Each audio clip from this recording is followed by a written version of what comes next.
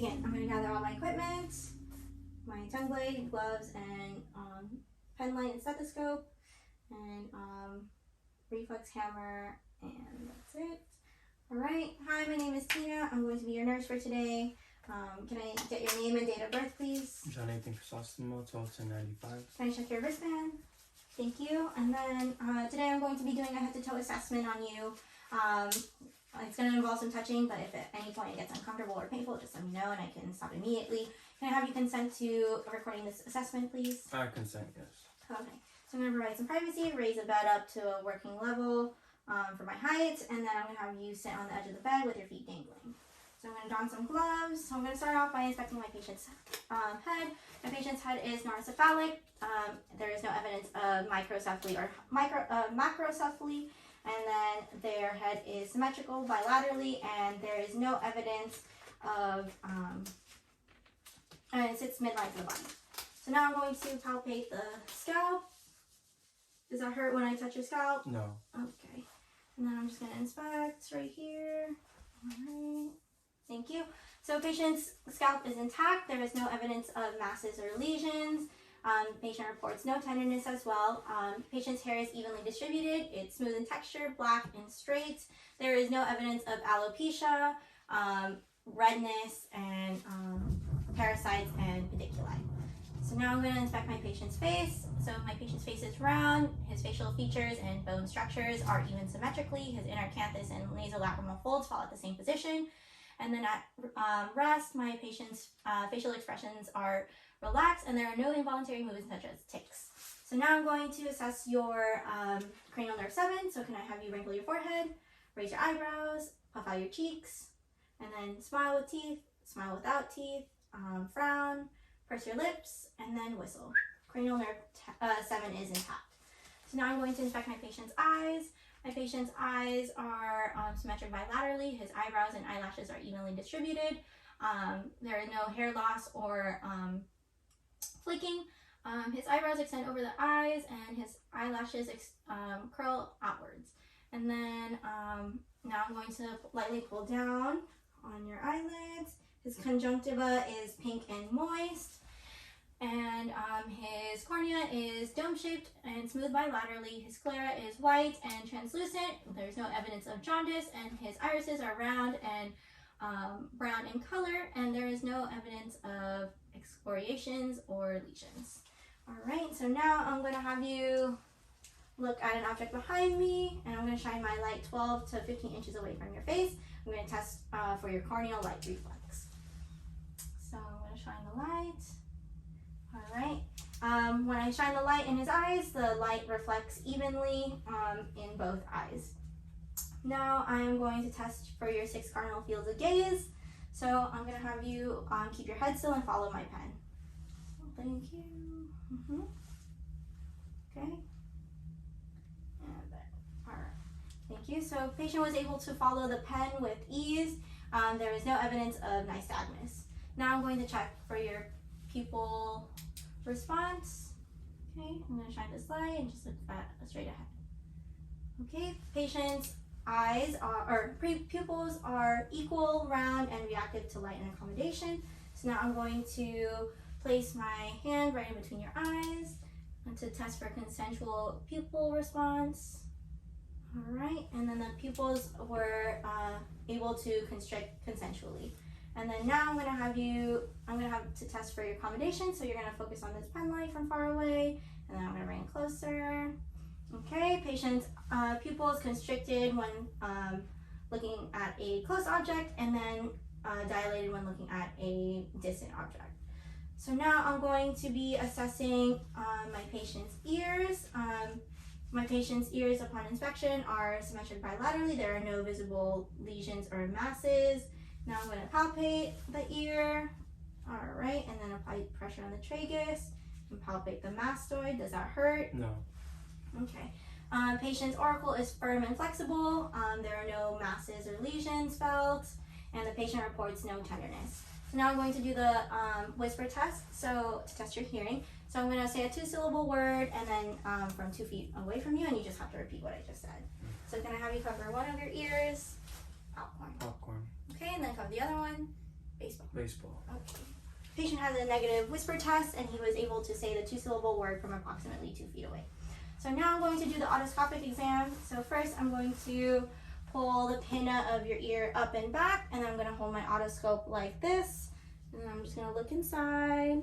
And then on the other side, same thing. Up and back, and then hold the otoscope like this and look inside. Okay, patient's ear canal is free of masses or lesions and drainage. His cerumen is pale yellow and flaky, which is consistent with his ethnicity. And then his tympanic membrane is translucent and pearly gray. There are no perforations or tears found. The cone of light shines at 5 o'clock on his right ear and 7 o'clock on his left ear. So now I'm going to have you tilt your head. I'm going to inspect your nose. So upon inspection, my patient's nostril or nose is and septum sits at the midline of the face. There is no deviation from midline. And then now I'm going to palpate my patient's nose. Does that hurt? No. No? Okay. So upon palpation, my patient's nose is free of masses, lesions, or crepitus. And then now I'm going to have you tilt your head back, and I'm just going to inspect the inside of your nose. All right, okay. Patient's nasal mucosa is pink and moist. There are no lesions or masses found. His septum is not deviated, and there are no perforations in his septum. So now I'm going to be inspecting the lips. The patient's lips are symmetrical and pink in color, moist. There is no evidence of cold sores or peeling or cracking. So now I'm going to inspect the inside of his mouth. So I'm going to open up my tongue depressor. So now I'm going to have you open up your mouth, and then I'm going to stick my tongue blade in. All right, and then can I have you say ah? Ah. Okay, thank you. You can close your mouth. So upon inspection of the patient's mouth, his oral mucosa is pink and moist. There are no lesions or masses, and when his uvula, it sits at the midline of his mouth, and when he says ah, the uvula rises. Cranial nerve 10 is intact. Okay, so now I'm going to have you stick out your tongue. So can you point it towards the tip of your nose, down to your chin, side to side. Okay, perfect. Patient has full range of motion of the tongue. Cranial nerve 12 is intact.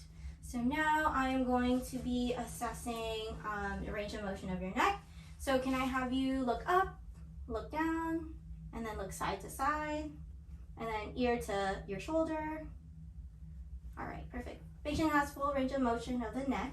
Did any of that hurt? Patient reports no pain when moving his neck. So now I'm going to test your cranial nerve 11. So I'm going to place my hand here and apply resistance. You just turn, and then other side. Okay, and then on your shoulders. All right, perfect. Cranial nerve 11 is intact. So now I'm going to be assessing the upper extremities. So can I see your hands, please? Thank you. Patient's skin on upper extremities is consistent, is intact, and the color is consistent with the rest of the body. And their nails are smooth and clean. All right, and then I'm going to test for capillary refill. Okay, fingernails blanch with pressure, and capillary refill is less than 2 seconds. Then I'm going to pinch the back of the skin on the back of your hand. All right, and to check for a skin trigger, patient's skin returns briskly, and there is no evidence of tenting. So now I'm going to test your fine motor function and coordination. So I'm going to have you close your eyes, and then touch the tip of your nose with your pointer finger and alternate with each hand. Okay, thank you. You can stop. Now you can open up your eyes and do the same thing, but touch my finger after. And one more time. Okay, one more time. One more time. Okay, thank you. And then now I'm going to have you, you have strong fine motor function and coordination. Now I'm going to have to test your range of motion on your upper extremities. So can I have you flex your arms for me, please? And flex against resistance, and then push against my hands. Thank you. Now we're going to make the box. So I'm going to have you bend at the wrist. Okay, and then close the box, and then open the box. Open this box, and then shake your hands. Okay, now with just your fingers, close the box, open the box, open, and then move your fingers. Patient has full range of motion of his upper extremities. And then now I'm going to have you squeeze my fingers Okay, perfect, thank you. Patient has 5 out of 5 strength on his arms and hands. So next, I'm going to have you face your back towards the camera for me, please. I'm going to inspect your posterior thorax. My patient's back is symmetrical and bilaterally. His muscle development is also symmetrical bilaterally, and upon inspection, the color of his skin is consistent with the rest of the body. So I'm going to auscultate your back for lung sounds. I'm going to use the diaphragm of my stethoscope, and I'm going to begin. So you're just going to have to breathe in and out. Okay, breathe in and out. In and out. In and out. In and out. In and out. In and out. In and out. In and out. In and out. And in and out. Okay, now I'm going to have you cross your arms, and I'm going to check on the sides. Okay, so in and out. Okay, in and out. In and out. And then in and out. In and out. In and out. And in and out. Okay, perfect, thank you. And then I can have you sit forward again. Upon auscultation, patient's lung sounds were clear. There was no evidence of bronchi, wheezes, or crackles. And bronchial and bronchiovesicular sounds were heard in throughout, and the vesicular sounds were heard in the areas that they're supposed to be. So now I'm going to be inspecting the patient's anterior thorax.